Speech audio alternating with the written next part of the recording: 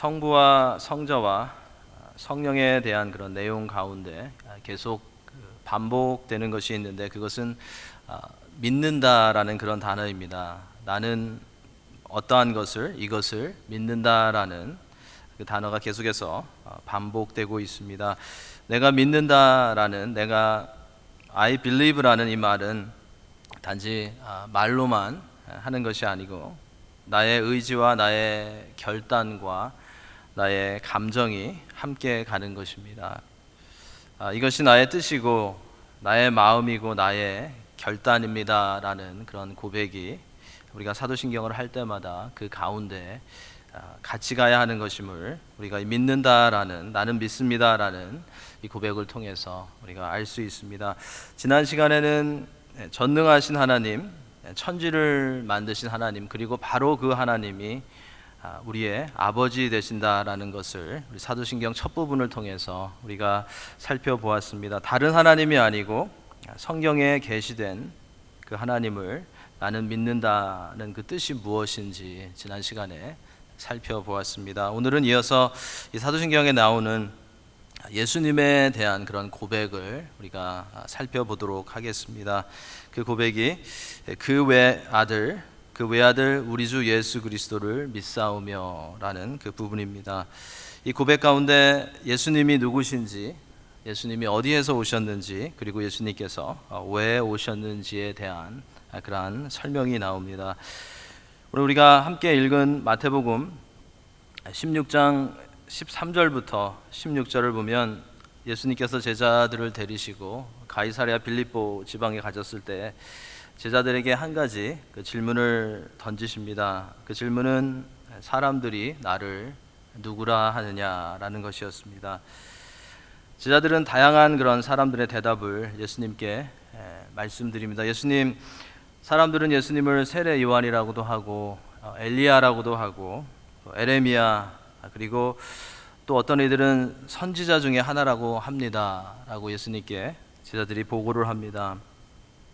사람들은 예수님이 이 땅에 오실 때부터 항상 예수님의 그 아이덴티티에 대해서 항상 혼동되었던 것을 우리가 복음서를 통해서 알 수 있는데, 오늘 이 본문에서도 그 사실을 보여주고 있습니다.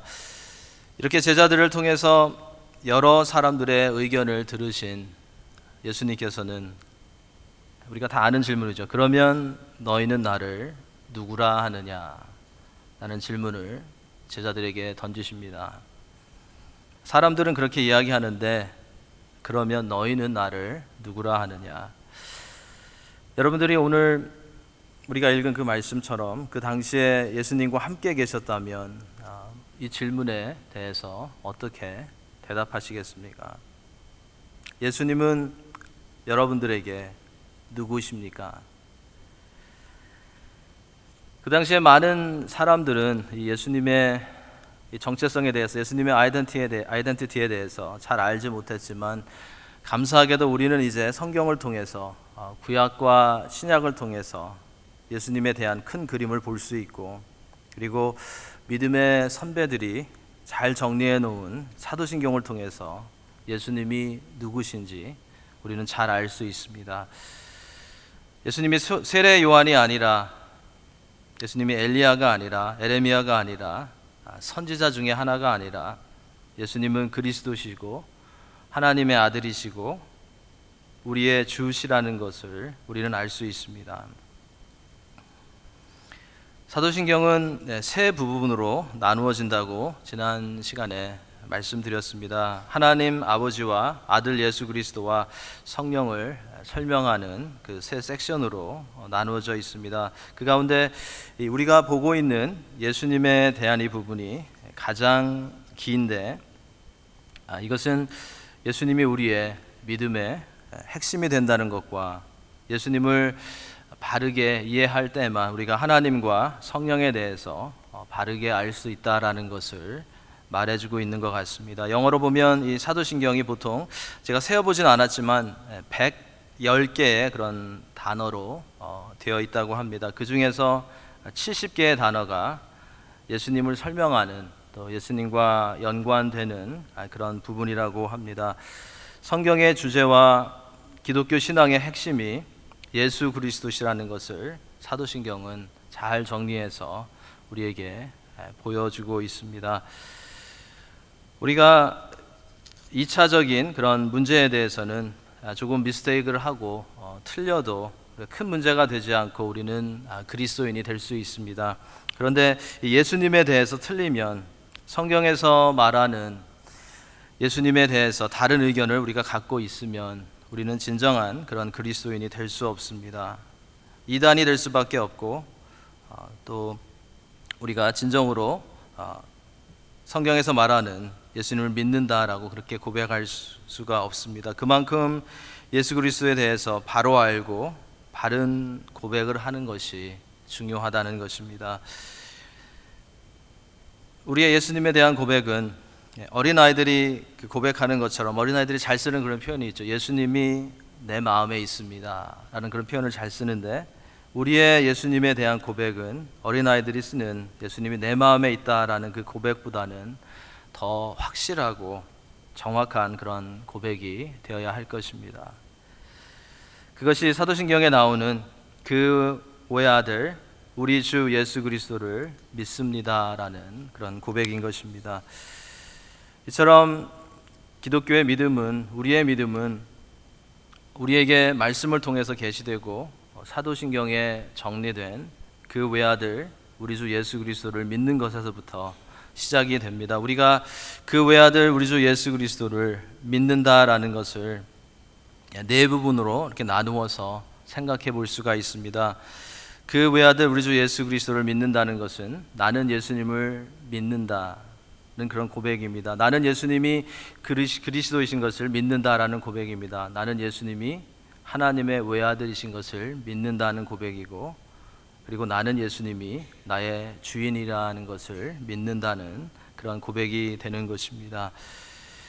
예수님은 누구십니까? 라는 질문에 대해서 이 사도신경은 이처럼 네 가지 답을 우리에게 주고 있습니다. 첫째로 예수님이 나의 구원자시라는 선언을 사도신경에서 하고 있습니다. 여러분, 예수님의 이름의 뜻이 무엇인지 아시나요? 우리가 굉장히 자주 부르는, 거의 매일 사용하는 그런 이름인데, 예수님의 예수라는 이름의 뜻은 하나님이 구원하신다입니다. 예수라는 이름은 구약에 나오는 여호수아의 헬라어 버전이기도 합니다. 예수라는 이름은 그 뜻에서도 우리가 알 수 있듯이 하나님께서 죄인들을 구원하시기 위해서 구원 사역에 들어오셨다라는 것을 말해줍니다. 그래서 천사가 마태복음 1장에서 요셉에게 뭐라고 말했습니까? 1장 21절에서 아들을 낳으리니 이름을 예수라 하라. 이는 그가 자기 백성을 그들의 죄에서 구원할 자이심이라 라고 천사가 요셉에게 그 메시지를 전했던 것을 보게 됩니다. 그래서 우리가 예수님을 믿는다고 고백하는 것은 예수님이 완전한 사람이시고 예수님이 완전한 하나님이시라는 것을 말하는 것입니다. 완전하신 하나님이 우리를 죄에서 구원하시기 위해서 오셨다라는 것을 고백하는 것입니다. 그래서 예수님은 죄인들이 받는 세례도 받으셨고 또 사람의 몸으로 시험도 받으셨던 것입니다. 죄인들을 구원하시기 위해서 레스큐 미션을 가지고 오셨기 때문에 그렇게 안 하셔도 됐지만, 그렇게 하시면 안 되셨지만 죄인들을 위해서 베풀었던 그런 세례를 받으시고 또 사람들이 받는 그런 시험도 몸소 체험하셨던 것입니다. 예수님은 누구십니까? 라는 질문에 대해서 사도신경은 두 번째로 예수님은 그리스도시라고 그렇게 선언하고 있습니다. 여러분도 많이 들으셨겠지만 그 전에 어떤 사람들은 예수 그리스도를 나누어서 지저스가 first name이고 또 크라이스트가 또 last name이라고 그렇게 이야기하기도 했습니다. 또 그러한 질문을 또 받은 적도 있습니다. 특별히 어린 그 아이들이 그런 생각을 많이 했던 것 같습니다.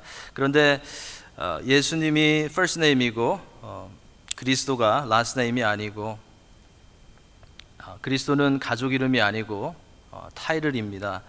그래서 정확하게 말하면 예수는 그리스도입니다. Jesus the Christ가 더 정확한 그런 표현입니다. 우리가 TV에서 미국 대통령을 보면 우리가 뭐라고 합니까? 프레지던트 트럼프라고 그렇게 부릅니다. 트럼프 대통령이라고 합니다. 프레지던트와 트럼프와는 구별이 확실히 됩니다. 대통령은 타이틀입니다.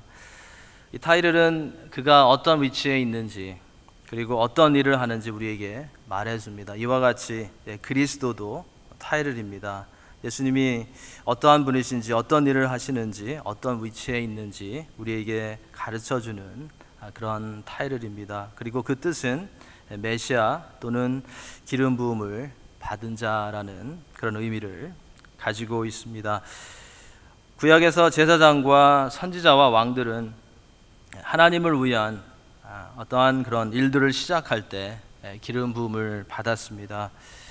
기름 부음을 받는다는 것은 하나님께서 그들을 그 자리로 부르셨다라는 것을 상징하는 그러한 사인이었습니다.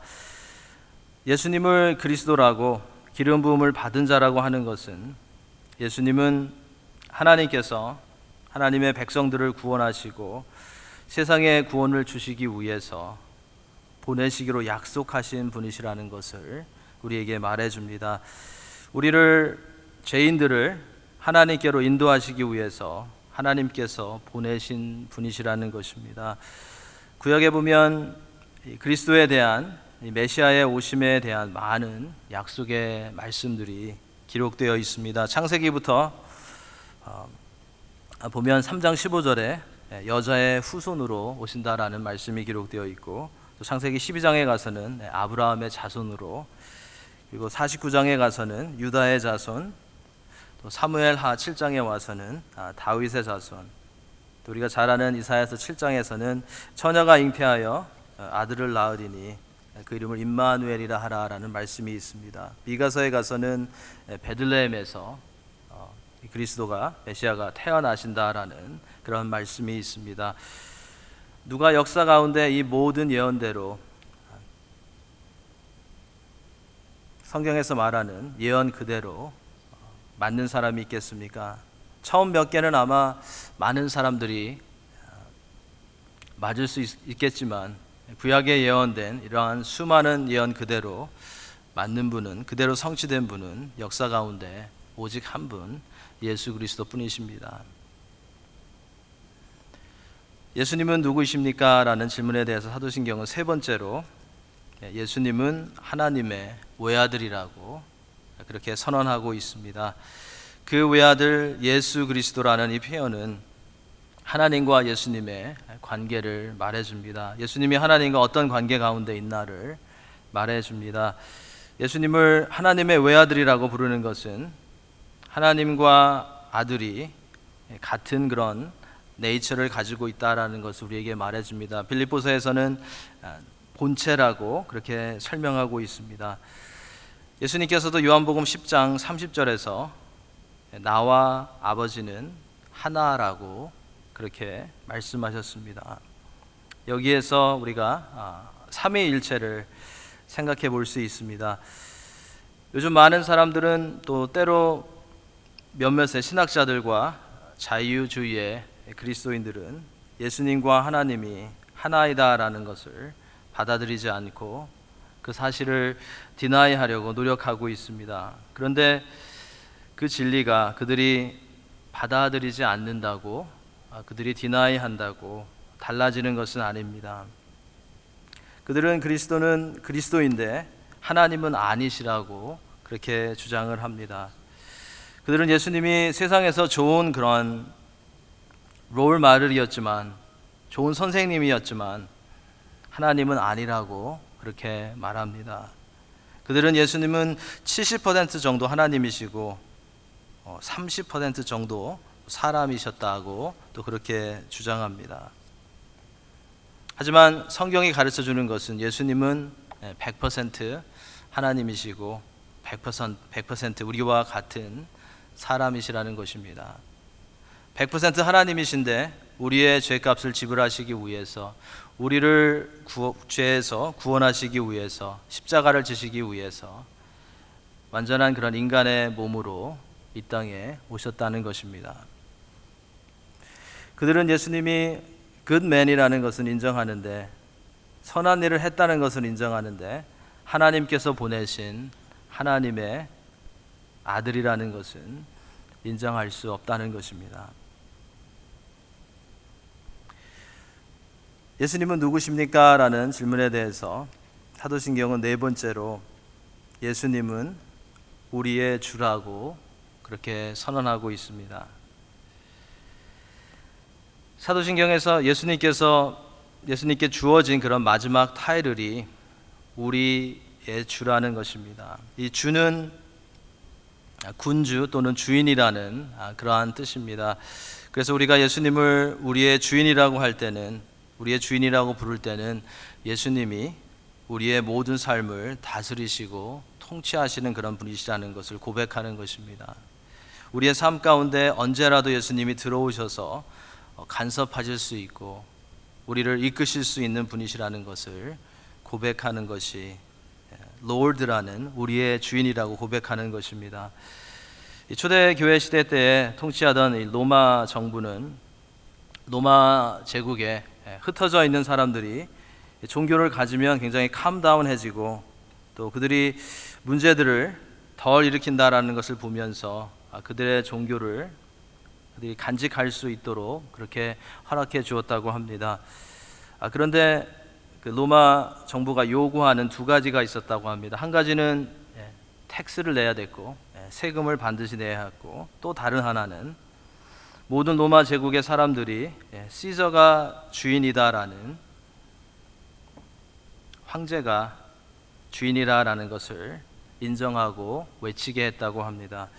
세금을 내고 그냥 간단한 황제가 왕이다, 황제가 주인이다라는 그런 말만 하면 거의 자유롭게 원하는 종교를 가질 수 있었고 장사도 하고 일도 할 수 있는 그러한 프리덤이 허락되었다고 합니다. 이러한 명령은 로마 제국에 살고 있는 많은 보통 사람들에게는 전혀 문제가 되지 않습니다. 그렇게 이것을 지키는 것이 세금은 내야 하지만 그렇게 큰 짐이 되지도 않습니다. 그런데 그리스도인들에게는 이것이 상당히 큰 챌린지였던 것입니다.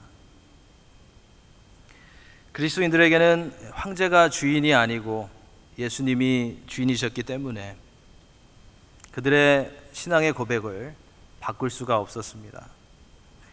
예수 그리스도가 주인이라는 것을 그들은 부인할 수가 없었습니다. 그래서 우리가 아는 대로 많은 그리스도인들이 핍박을 받았고 칼에 찔렸고 배임을 당했고 죽임을 당했고 십자가에 못 박혔고 화형을 당했고 또 사나운 짐승에 우리에 던져지기도 했습니다. 로마 정부는 그리스도인들이 예수님의 신성을 믿었고 예수님이 성경에서 약속된 메시아라는 것을 믿었고 십자가에 달리신 예수님이 다시 살아나셨다는 것을 믿었기 때문에 그리스도인들을 핍박한 것이 아니었습니다. 로마 정부는 그리스도인들이 예수님만이 구원받을 수 있는 유일한 길이라는 것을 주장했기 때문에 그들을 박해한 것이 아니었습니다. 로마 정부가 그리스도인들을 핍박한 가장 큰 이유는 그리스도인들이 황제가 아닌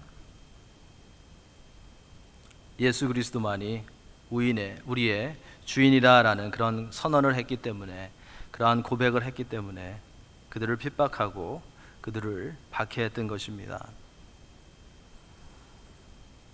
이처럼 예수님을 주인으로 모신다는 것은 깊은 의미가 있습니다. 우리가 예수님을 우리 주라고 고백하는 것은 우리의 삶의 전부가 주님께 속했고 우리가 가진 모든 것을 주님께 맡긴다라는 그런 의미가 있습니다. 그리고 우리는 주님이 어디로 이끄시든지 그 길이 얼마나 힘들든지 그 길을 따라가겠다라는 그 결단이 이 가운데 들어있는 것입니다. 여러분, 예수님이 여러분의 주인이십니까? 아멘이라고 하셔야죠. 아멘, 그죠? 아멘, 그죠? 예수님이 우리의 전부이고 우리가 주님께 속했고 우리가 가진 모든 것이 주님의 것이라는 것.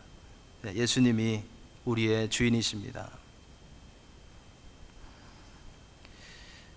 오늘 말씀 가운데 예수님이 누구십니까?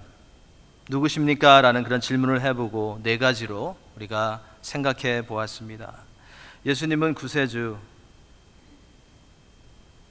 그리스도, 하나님의 독생자, 그리고 우리의 주인이십니다. 이러한 단호한 그 고백은 요즘 시대에는 별로 사람들에게 인기가 없습니다. 하지만 바로 이것이 성경에서 가르치는 진리이고 교회들이 또 우리 믿음의 선배들이 오랫동안 선포한 것이었고 사도신경이 선포하는 그러한 진리입니다. 성도들이 사도신경에 나오는 진리를 주장하면 많은 세상의 사람들은 너무 이기적이라고 그렇게 말합니다. 그러한 주장들 때문에, 당신들 때문에 우리의 마음이 나누어지고 우리가 하나가 될 수 없다라고 세상 사람들은 그렇게 말합니다. 그런데 성도는 그러한 말을 들을 때마다 비진리적인 것으로 하나가 되는 것보다 진리 때문에 나누어지는 것이 낫다라는 그런 생각을 해야 하겠습니다. 영을 죽이는 거짓 가르침을 가지고 하나가 되는 것보다 영을 살리는 진리를 지키기 위해서 세상과 구별되는 것이 낫다는 것을 우리는 잊지 말아야 하겠습니다. 요즘 보면 많은 대학들이 그 다종교, 멀티빌리전이라고 해서 다종교 프로그램들을 진행합니다. 서로 다른 그 종교를 가진 학생들이 함께 모여서 예배하고 또 기도하고 하나가 되자라는 그런 행사를 합니다. 놀라운 것은 이런 행사에 학생들이 많이 모인다는 것입니다. 그런데 우리가 생각해 보면 어떻게 하나님의 아들 우리 주 예수 그리스도를 믿습니다라고 고백하는 크리스천들이 이 모임에 가서 함께 예배하고 함께 기도할 수 있겠습니까? 그렇게 하면 안 되는데 그런 모임에 열심히 참석하는 그런 그리스도인들이 있는 것을 보면 안타깝습니다. 아마도 아직 잘 몰라서 그럴 것입니다. 아니면 이 사도신경을 그들이 공부하지 않아서 그런 것 같기도 합니다. 우리가 나는 하나님의 외아들 우리 주 예수 그리스도를 믿습니다라고 사도신경을 통해서 말할 때는 바로 이 내용이 우리의 마음속 깊은 곳에서부터 나오는 믿음의 고백이라는 것을 서로에게 그리고 세상에 선언하는 것입니다. 단지 우리의 입술이 고백이 아니라 이 고백이 나의 결단이고 나의 삶의 핵심이라는 것을 선포하는 것입니다. 그렇기 때문에 우리는 예수 그리스도 외에 다른 것을 예배하지 말아야 하고 그 이름을 다른 어느 것과도 바꾸지 말아야 합니다. 우리가 부르는 찬양의 가사가 있습니다. 나 무엇과도 주님을 바꾸지 않으리. 다른 어떤 은혜 구하지 않으리. 오직 주님만이 내 삶의 주인이시니 주의 얼굴 보기 원합니다. 바로 사도신경에서 예수님이 누구신지 고백하는 바로 그 내용인 것 같습니다. 오직 예수님만이 주인이시고 우리의 찬양을 받기에 합당하신 분이시라는 것을 매일 삶 가운데 우리는 고백하며 나아가야 하겠습니다. 빌립보서 2장에서는 예수님의 주 되심에 대해서 이렇게 표현하고 있습니다. 이러므로 하나님이 그를 지극히 높여 모든 이름 위에 뛰어난 이름을 주사 하늘에 있는 자들과 땅에 있는 자들과 땅 아래에 있는 자들로 모든 무릎을 예수의 이름에 꿇게 하시고 모든 입으로 예수 그리스도를 주라 시인하여 하나님 아버지께 영광을 돌리게 하셨느니라 라는 말씀이 있습니다. 하나님께서는 예수님께 모든 이름 위에 뛰어난 그러한 이름을 주셨습니다. 그리고 하나님께서는 아들 예수 그리스도가 하늘과 땅의 주인으로 높임을 받으시도록 높여주셨습니다. 예수님이 이 땅에 오셨을 때 많은 이들은 예수님을 인정하지 않았습니다. 예수님을 몰라봤습니다. 지금도 많은 이들이 예수님이 누구인지 모릅니다. 그런데 예수님이 다시 오실 때는 모든 나라들이, 모든 이들이 예수님이 누구신지 분명히 알게 된다는 것입니다. 그날에는 모든 무릎이 예수의 이름에 꿇어지고 또 많은 이들이 예수 그리스도를 주로 시인하게 된다는 것입니다. 구약에서는 예수 그리스도가 메시아가 오신다고 했고, 복음서에서는 그가 오셔서 여기 계시다고 했고, 서신서에서는 그가 주인이시라고, 우리의 삶을 주관하시는 분이시라고 했고, 요한계시록에 가서는 이제 그가 다시 오신다고 말씀하고 있습니다. 성도는 이러한 내용들이 성경에서 분명히 말씀하는 진리이고 역사적이고 사실이라는 것을 알고 담대하게 전할 수 있어야 하겠습니다. 요즘 많은 이들은 또 어떤 그리스도인이라고 하는 사람들까지도 기독교의 신앙만이 맞다라고, 진리라고 주장하는 것은 잘못된 것이라고, politically correct하지 않다고 말합니다.